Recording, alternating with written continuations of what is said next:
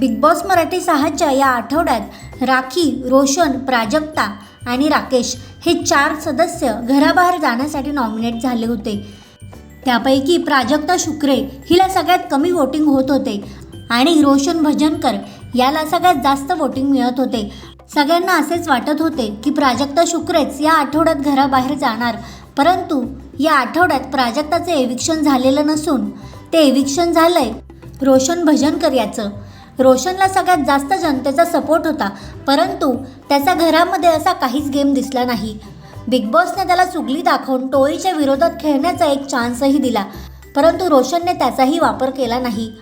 रोशन भजनकर हा माणूस म्हणून खूप चांगला असला तरी तो बिग बॉसच्या गेमसाठी अनफिट होता, म्हणूनच रोशनचं एविक्शन करण्यात आलंय। तर या आठवड्यात आपल्याला बिग बॉस मराठीच्या घरात असंही म्हटलं जात आहे की 3 वाईल्ड कार्ड कंटेस्टंट्स येणार आहेत। त्यातील एका कंटेस्टंटची एंट्री कालच्या भाऊच्या धक्क्यावरच झालेली आहे आणि ती कंटेस्टंट आहे रेवा कौरासे, जिने अनेक साऊथ इंडियन फिल्म्समध्ये काम केलंय। ती मराठी मुलगी आहे आणि नागपूरची आहे। टाइम्स ऑफ इंडिया यांनीही रेवा कौरासेची एंट्री कन्फर्म केली आहे। आता रेवाचा काय प्रकारचा गेम आपल्याला बिग बॉस मराठीच्या घरात दिसणार, ती कोणत्या ग्रुपमधून खेळणार हे पाहणं फारच इंटरेस्टिंग असणार आहे। तर तुम्हाला रेवाचा गेम पाहायला आवडेल का? तसेच रोशन भजनकर याच्या एविक्शनबद्दल तुमचं मत काय ते कमेंट करून नक्की सांगा।